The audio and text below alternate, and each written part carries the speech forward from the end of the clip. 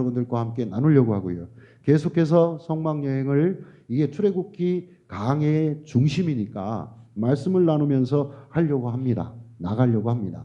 모세가 하나님의 부름을 받고 시내산에 올라갔지요. 올라갔습니다. 거기에서 무엇을 받았다고요? 두 가지를 받았어요. 첫째가 십계명을 받았습니다. 십계명은 뭡니까? 율법입니다. 또 말씀을 대표합니다. 자, 두 번째가 뭡니까? 성막 설계도를 받았습니다. 이 둘 다 하나님께서 직접 해주신 말씀입니다. 그러니까 모세는 전달자에 불과를 했어요. 다시 말씀을 드리지요. 이 십계명은 율법을 대표하고 말씀을 우리에게 하신 겁니다. 근데 성막 설교대는 무엇을 이야기하는 걸까? 여러분, 말씀이 있으면 어떻게 해야 돼요? 그 말씀을 우리들이 듣고 행해야 할 그런 어떤 과정이, 훈련이 필요한 거잖아요. 그걸 우리가 뭐라고 얘기합니까? 예배. 구약시대에는 제사. 그 틀이 필요했어요.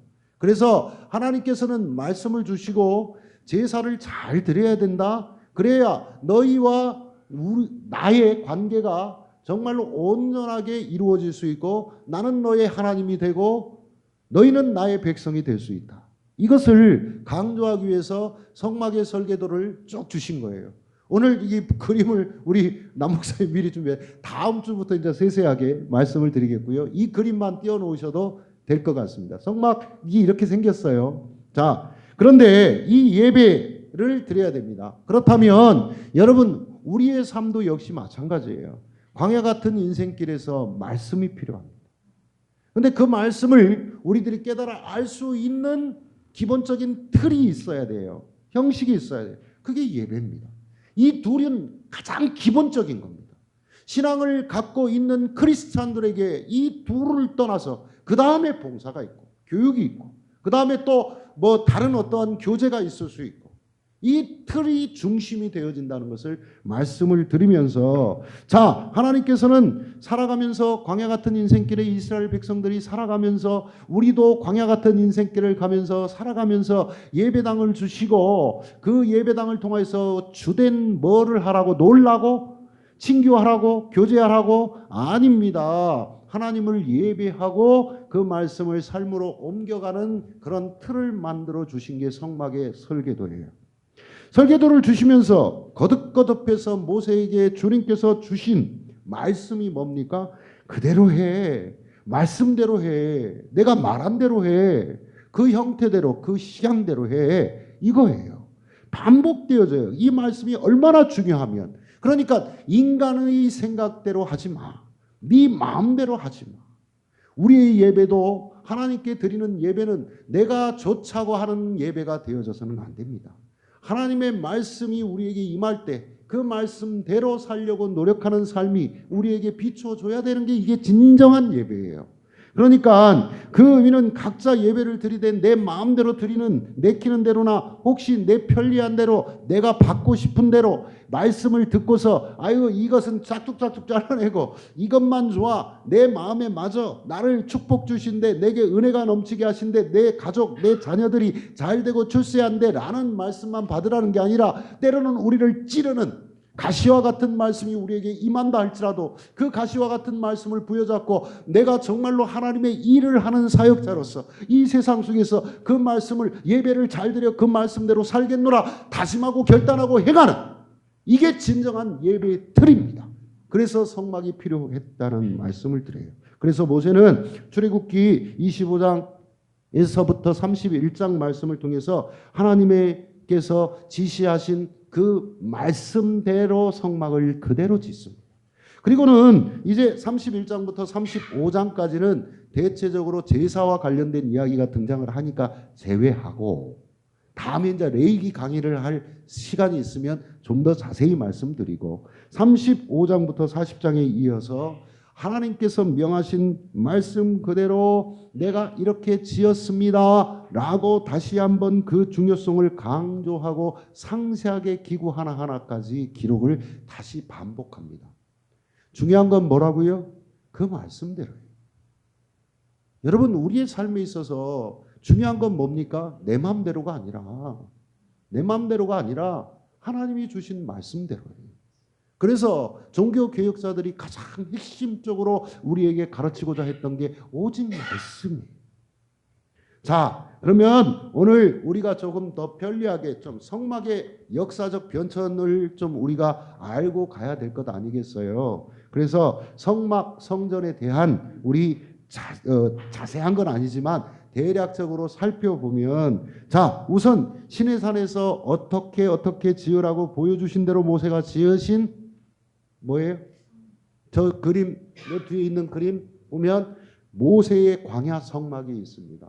광야에서는 왜 이렇게 성막으로 지을 수밖에 없었을까요?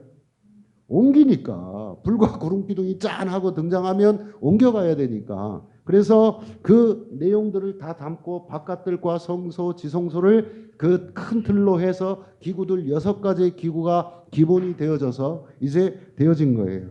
자, 그리고 나서 또 한 성전이 등장을 합니다. 다윗이 제가 성전을 좀 짓고 싶습니다. 허락하여 주십시오. 하나님께 기도하고 간구했어요. 어떻게 보면 정말로 다윗의 그 순전하고 절실한 마음을 좀 우리가 알아야 돼요. 내가 정말 일평생 하나님을 위하여서 그 하나님의 거하실 처소인 성전을 드리기를 원합니다. 그런데 하나님께서 거절하세요. 너는 피를 너무 많이 흘렸어. 사람을 너무 많이 죽였어. 자, 네가 못하는 거 네 아들 때 하도록 하자. 우리의 삶에 있어서도 내가 이 세상을 살아가면서 나의 당대에, 우리 부모의 세대에 다 할 수 있는 게 그렇게 많지 않아요. 그래서 후대가 있는 거예요. 이것은 진리예요. 내가 할 수 있는 것은 정말로 그렇게 많지 않더라고요. 평생을 살아가도 마찬가지겠고. 그래서 우리의 자녀 세대들이 또 그 자녀의 세대들이 우리의 그 부모들의 세대의 그 거룩한 뜻을, 좋은 것을 계승하고 발전시키는 게 역사적 과정 아닙니까? 과거에 잘못되어진 우리 조상들의 역사는 반성하고 그것을 뜯어 고쳐 새롭게 또 우리의 세대에 또 계승 발전시키고, 또 우리의 세대에 잘못되고 반성해야 될 것은 또 뜯어 고쳐서 그것을 우리의 미래 세대들이 또 수정하고 발전시키고 개성해 나가는 게, 그래야 역사가 진전이 있고 이 나라의 발전과 성장이 있을 수 있는 것 아니겠습니까? 자, 그와 같습니다. 그래서 솔로몬이 지으라고 명하신 이 솔로몬 성전이 있습니다. 이 또한 성막과 마찬가지로 하나님께서 다윗에게 직접 보여주신 거예요. 설계도를 다 주셨어요. 다윗은 아들 솔로몬에게 이 하나님이 주신 그 식양대로 그대로 행할 것을 말하게 되어지고요. 결국 솔로몬 성전 역시도 인간의 뜻에 의해서 만들어진 것이 아니라 하나님의 말씀에 의지하여 지으라신 대로 지었다는 것. 이 성전은 막판이 어떻게 됐습니까? 성전 안에서 부패가 성행하게 되어지고 솔로몬 자신이 악에 기울어지게 되어져서 하나님의 허락하심으로 말미암아 바벨론에 의해서 완전히 파괴됩니다. 완전히 파괴돼요. 여러분, 우리들이 여기서 알아야 될 게 있어요. 하나님의 모임인 교회 공동체 역시도 하나님 말씀대로 행하여야만 되지, 거기에 인간의 악이 들어가고 인간의 분쟁이 시작되어지면 그게 자체가 없어질 수도 있어요. 스가랴 선지자는 스가랴서 4장 6절 말씀에 이렇게 해요. 이는 힘으로도 되지 아니하며 능으로도 되지 아니하고 오직 나의 신으로 되느니라. 아멘. 교회는, 성전은 하나님께서 하시는 겁니다. 그러니까 우리의 성전이 부흥되고 발전하고 더욱더 넓어지고 지경이 확장되어지기 위해서는 인간의 생각이 아니라 하나님의 말씀을 의지하여 나가야 될 줄로 믿습니다. 스가랴 선지자가 말씀하잖아요. 이는 힘으로도 되지 아니하고 능으로도 되지 아니하고 오직 나의 신으로 되느니라. 아멘. 그런데 이 말씀이 성전 건축과 관계되어 스스로 바벨에게 주신 말씀으로 여겨집니다. 그래서 이 말씀과 더불어 성전을 지으라는 하나님의 지시하심, 또 하나님의 지시하심을 받은 스룹바벨이 기원전 500여 년경에 증축하여 무너진 솔로몬의 성전을 다시 세워서 스룹바벨 성전을 만듭니다. 자, 이렇게까지 이 세 성전, 성막과 성전은 어떻게 했다고요? 하나님의 지시하심 속에서 그대로 만들었다. 자, 기억하시고. 그런데 놀랍게도 하나님의 지시하심이 없이 전혀 상관없이 지어진 사람이 만든 성전이 있어요. 재건했어요, 이것도. 그 장본인이 바로 누구냐? 분봉왕이었던 헤롯입니다. 이 헤롯이 무너진 스룹바벨 성전을 재건을 하게 되어져요. 이 성전이 예수님께서 자주 드나시셨던 헤롯 성전입니다. 헤롯은 단지 이 성전을 만든 목적이 분명해요. 정치적인 목적으로. 그 원래 헤롯이라고 하는 사람은 이방인이었어요. 이두메 사람. 그러니까 말하면 바로 어떤 사람이었냐면 에돔 사람이었단 말이에요. 그러니까 유대 사람들은 자기 혈통 중시가 굉장히 강하잖아요. 선민의식도 강하잖아요. 근데 이두메인이 들어와서 통치하고 다스리니까 어떻게 하겠습니까? 이들을 돌려 세울 수 있는 정치적인 제스처를 취해야 되겠는데 이 히브리 사람들, 이 유대 사람들은 가장 중시하는 게 제사들란 말이에요. 성전 제사를 중요하게 여기더란 말입니다. 여기에서 착안하여서 여우 같은 헤롯이 무너진 성전을 다시 재건하여서 헤롯 성전을 만든 것뿐이에요. 헤롯이 하나님을 정말 경외해서? 아니요. 자기의 정치적인 야욕 때문에 권세를 누리고 더 많은 것을 행하기 위해서, 유대인들을 살살 달래기 위해서 예수님께서 돈을 바꾸고 거기에서 새를 팔고 짐승을 팔고 하는 매매하는 장사치들을 책망하시며 내 집은 기도하는 집이다라고 말씀하신 곳이 바로 이 성전입니다. 이 성전은 어떻게 되었습니까? 기원 후 70년에 로마 제국의 말발굽에 의해서 완전히 허물어지게 되었습니다. 자, 여기서 우리는 정리하며 두 가지의 교훈을 생각할 수 있습니다. 첫 번째는 앞에 세 성전은 분명히 말씀드린 누가? 하나님께서 지시하셔서 그리고 인도하셔서 그 식양대로 지어졌다는 겁니다. 그런데 헤롯 성전은 인간이 자신의 욕망을 얻기 위해서, 그것을 채우기 위해서 재건되어졌다는 차이가 있습니다. 성전을 짓거나 성전을 증축하거나 아름답게 꾸미는 모든 과정이 여러분 하나님께서 기뻐하셔야 될 줄로 믿습니다. 내 야욕이 드러나고 내가 목사들이 그 유혹에 많이 빠지잖아요. 성전을 크게 지어서 내 이름을 좀 내기 위해서 그렇게 하는 경우들이 있는데, 그러나 하나님께서 결코 헤롯 성전을 즐겨받으시지 않으셨다는 걸 명심하시길 바랍니다. 아무리 크고 웅장한 교회가 지어졌다고 할지라도 하나님의 감동하심에 의한 하나님의 영광이 드러나지 않는다면 그것은 교회라 할 수 없다는 거예요. 내 교회의 웅장함을 드러내기 위해서 이 과시욕에 의해서 만들어진 성전은 인간의 이름은 드러날지 모르지만 하나님의 영광은 드러나지 않는다는 것을 명심하시길 바랍니다. 우리가 이 교회들을 건축되어진 크고 아름다운 교회들을 비판하고자 하는 게 아니라 명확하게 성경이 이야기하는 것을 말씀을 드리고자 하는 거예요. 한마디로 성전이 하나님께서 원하시는 대로 지어질 수 있을 때가 가장 아름다운 성전이요. 모양이 어찌됐건 성막을 보세요. 이게 천막 이어놓은 것밖에 더 됩니까? 그러나 이 성막을 하나님께서는 기뻐하셨다는 거예요. 그러나 헤롯의 성전은 아름다웠어요. 웅장했어요. 컸어요. 그렇지만 하나님께서는, 예수 그리스도께서 이 성전을 내가 사흘 만에 허물어버리겠다. 물론 예수님 자신에 대한 이야기셨지만 결국은 70년이 되어져서 로마에 의해서 하나님의 허락하심 속에서 그 모든 것이 허물어져 버린 사건을 기억하셔야 된다는 거지요. 자, 두 번째로 주는 교훈은 뭡니까? 비슷합니다. 아무리 아름답고 화려한 성전일지라도 부패한 성전으로 변하게 되어지면 하나님의 허락하심에 의해서 파괴될 수도 있구나. 그럴 수도 있구나. 이게 엄청 무서워. 그러니까 성전에 거하는, 이 교회 안에 거하는 우리 성도들은 늘 정말 이 말씀을 새겨야 될 줄로 믿습니다.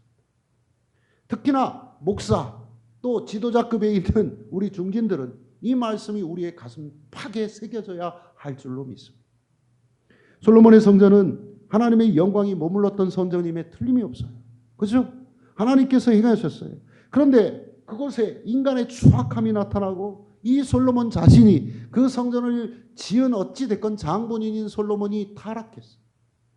쾌락을 쫓아다녔고 우상을 숭배하고 하나님을 떠나서 하나님의 성전보다 더 크고 화려하게 우상의 신전을 만들었더라. 그죠? 이런 일들이 일어나게 되어지니까 하나님께서 성전 건물 자체를 완전히 무너뜨리시고, 성전 건물의 겉모양이 중요한 것이 아니라 성전 자체가 되시는 여러분들 자신 속에 여러분들이 정말 깨끗한 전이 될 수 있기를 주의 이름으로 축원드립니다. 이게 중요합니다.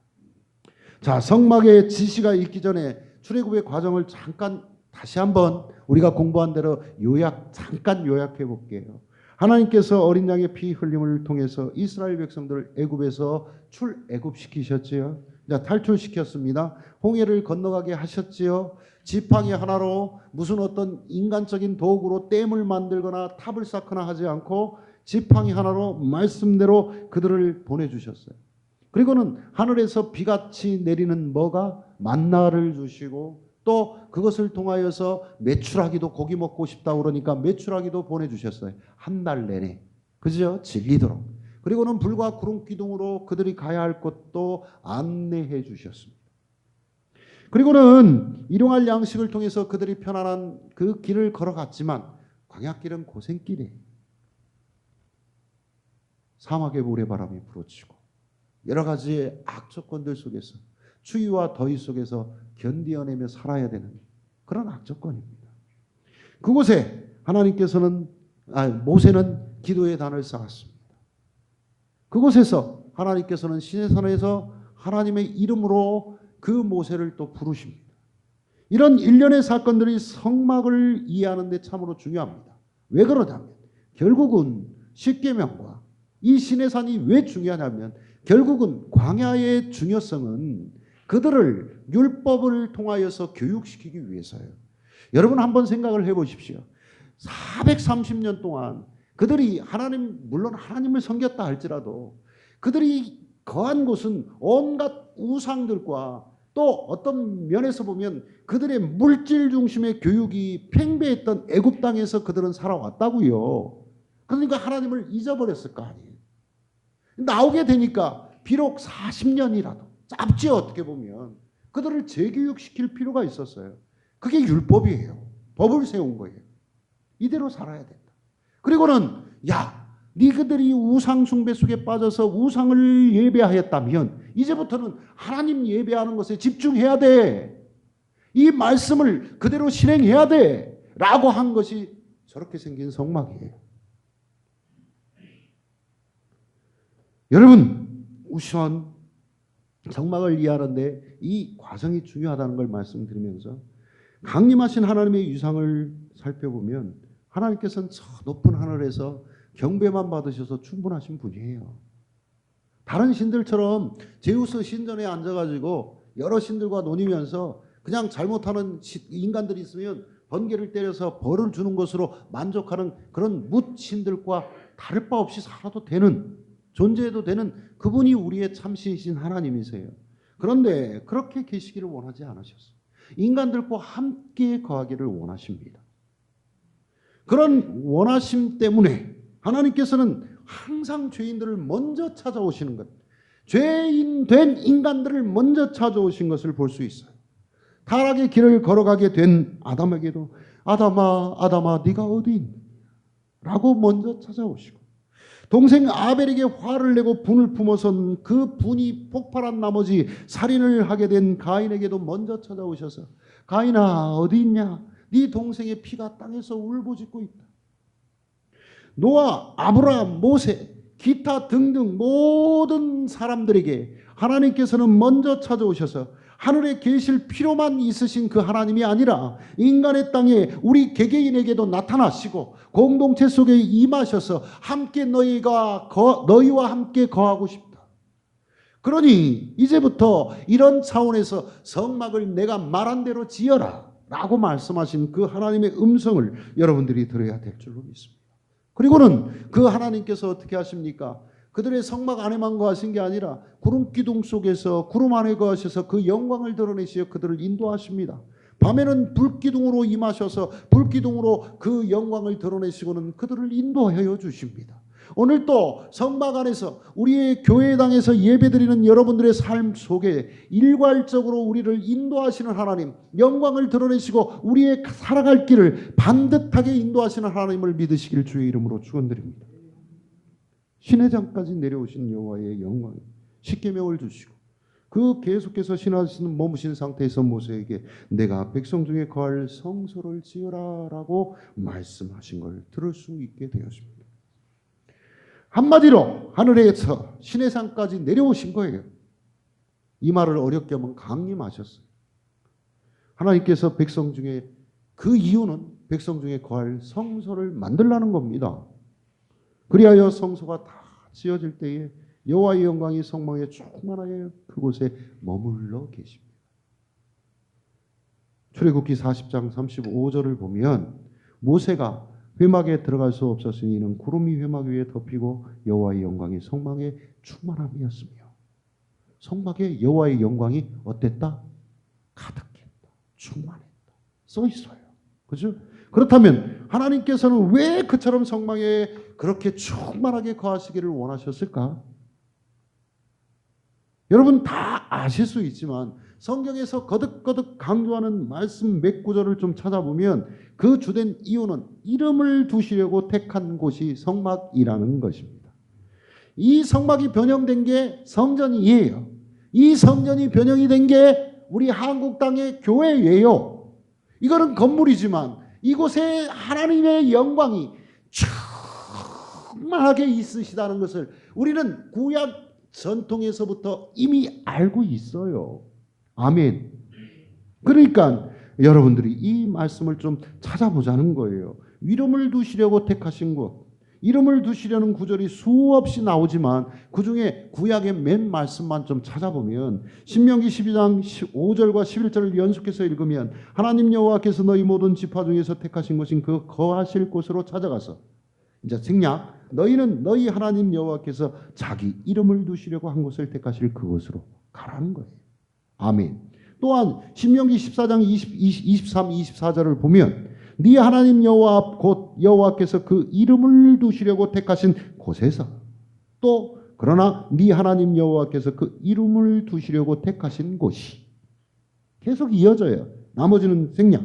다 신명기 16장 또 6절 말씀을 보면 오직 네 하나님 여호와께서 그 이름을 두시려고 택하신 곳에서 네가 애굽에서 생략. 열왕기상 9장 3절 말씀을 볼게요. 네가 너의 건축한 이 전을 거룩하게 구분하여 나의 이름을 영영히 그곳에 두며 또 역대하 6장 7절에 보면 내 부친 다윗이 이스라엘 하나님 여호와의 이름을 위하여 전을 건축할 마음이 있었던 역대하 7장 16절에 보니까 이는 내가 이미 이 전을 택하고 거룩하게 하여 내 이름으로 여기 영영히 있게 하였습니다. 아멘. 성전 성막의 이유가 뭐라고요? 하나님의 이름을 두시려고 이름이 있는 그곳에 하나님의 영광을 나타내시기 위해서 우리가 어디로 가야 됩니까? 하나님의 이름이 있는 곳에 가야 될 줄로 믿습니다. 그래서 예배 드리는 거예요. 마지막 시편 74편 7절 말씀만 볼게요. 주의 성소를 불사르며 주의 이름이 계신 곳을 더럽혀 땅에 엎었나이다. 이런 죄를 저질러서는 안 되는 거예요. 주의 이름을 더럽히는 것. 그래서는 안 되는 거예요. 아무리 세상이 바뀌었다 할지라도 어떤 제가 너무나 가까운 사이인 어떤 한 사람이 어저께 저한테 그래요. 저보고 굉장히 보수적이래요. 근데 저는 진보적이라고 생각했더니 다른 사람들이 보기에 보수적인 거예요. 그래서 저는 좋았어요. 중도에서 보수에 치우쳐야 돼요. 그래서 저는 좋았어요. 왜 그러냐면 지킬 것은 지키고 정말 우리의 거룩하게 내려오는 유전과 전통은 우리들이 사수해야 됩니다. 이거 잘못되고 그릇된 것은 수고하는 게 아니라 고쳐나가는 진보 개혁의 마음을 우리들이 품어야 되는 거예요. 그게 진짜 좋은 사람. 그렇게 되지 못하니까 어떤 면에서는 문제지요. 그래서 저는 보수라는, 중도에서 보수라는 말이 저는 그래도 굉장히 기분 좋았어요. 여러분들에게 말씀을 드립니다. 정말로 우리가 지켜야 될 것이 있다면 세상이 아무리 과학이 발달하고 문명이 발달한다 할지라도 우리가 지켜야 될 것이 있다면 하나님의 이름이 있는 이곳을 지켜야 할 줄로 믿습니다. 보수해야 돼요. 그래서 하나님의 말씀 속에서 우리들이 지켜나가야 되는 거예요. 이것은 바꾸면 안 돼요. 큰일 납니다. 여러분 보게 되어지면 십계명이 알된 장이 출애굽기 20장인데 20장 20절을 보면 모세가 백성에게 이르되 두려워하지 말라 하나님의 임하심은 너희를 심하고 너희를 경외하여 범죄하지 않게 하려 하심이라 하고 말씀해 주세요. 하나님께서 성막에 거하신 이유는 제물 받아서 그냥 그것으로 한몫 챙기시려고? 아닙니다. 그런 이유가 아니라 너희들로 말미암아서 너희들이 정말로 하나님과의 관계 속에 잘 지내고 있는지, 잘 제사하고 예배하고 있는지를 시험하여서 너희들 속에 죄악이 있지 못하게 하려고. 또 이어서 24절을 보니까 내게 토단을 쌓고 그 위에 네 양과 소로 네 번제와 화목제를 드리라. 내가 내 이름을 기념하게 하는 모든 것에서 네게 임하여 뭐를 하리라? 복을 주리라. 못됨시. 우리 전라도 말로 못됨시 복 주려고. 복 주시려고. 우리를 잘못되게 하는 게 아니라 너희들이 한번 예배 잘 드려봐. 너희들의 그것도 성막이 어디 있었다고? 또 말씀하겠지만 모든 지파를 동서남북으로 세 지파씩 갈라놓고는 한 중앙에 계신 이유가 뭐? 복 주려고. 예배 잘 드려. 내 말이 아니잖아요. 성경 말씀이잖아요. 하나님을 예배하는 자들에게 복 주려고. 잘 되게 하려고.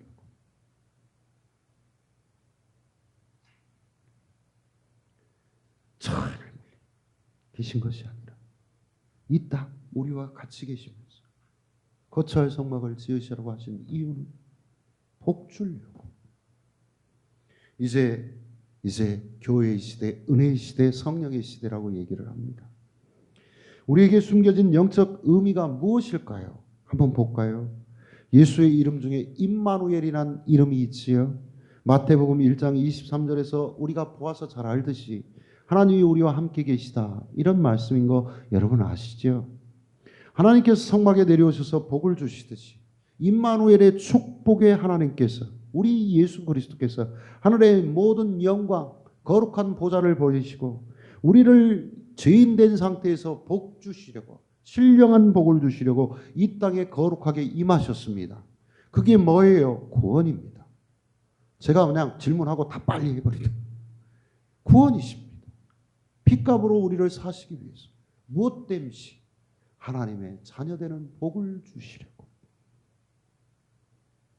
영원한 생명을 누릴 수 있는 근거를 마련해 주시려고.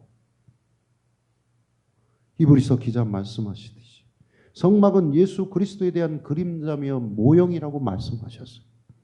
예수님의 그림자이고 모형인 성막보다도 더 분명하게 구속의 주님을 함축하고 있는 것이 어디 있을까? 그렇다면 우리가 성막을 공부해야 될 이유가 여기에 있는 거예요. 그림자며 예수 그리스도의 그림자며 모형이 성막이라면 그것을 잘 공부해서 예수 그리스도를 좀 더 잘 알 수 있고 우리가 어떠한 예배를 드려야 되는가를 그 기고 하나에 담겨져 있는 의미와 뜻이 무엇이고 우리가 어떠한 삶을 살 것인가를 근거를 우리에게 제시해주고 있다는 것입니다. 그래서 성막 공부가 중요한 거라고. 하나님께서 하나님의 아들인 예수 그리스도의 사역을 예언적이며 포괄적으로 나타낸 것이 성막이에요. 성막 자신이 예수 그리스도. 하나님과 예수님 자신이 새하늘과 새 땅의 성전, 즉 참 성소이시기에 모형되어진 성막을 통해서 참 성소인 참 장막인 그 의미를 예수 그리스도를 알라고 우리에게 제시해 주신 그림, 그 틀이. 이 예수님의 이름과 자존자이시며 전능하신 하나님의 이름을 두시려고 지으라는 성막에 하나님께서 임재하시면서, 나중에 좀 더 살펴보겠지만, 인간 가운데 거하시면서 무엇 하려고 지금까지 복 주시려고, 그걸 좀 더 구체적으로 얘기하면 필요한 것을 채워주시려고. 우리 하나님은 받으시는 하나님이시기도 하지만 우리에게 그 이상으로 베풀어 주시려고. 하나님의 놀라운 계획이 오늘 이 자리에서, 오늘 이 성막에 거하 계신 우리 모두에게, 만인 제사장이잖아요. 성막은 제사장만 들어가야 되지만 우리가 다 제사장이니 이제 예수 그리스도의 보혈의 공로로 말미암아 그 성소와 지성소의 휘장이 쫙 찢어진 이후로 우리는 예배 드릴 수 있게 되었어요. 그러니 여러분 감사합시다. 기도하겠습니다. 하나님.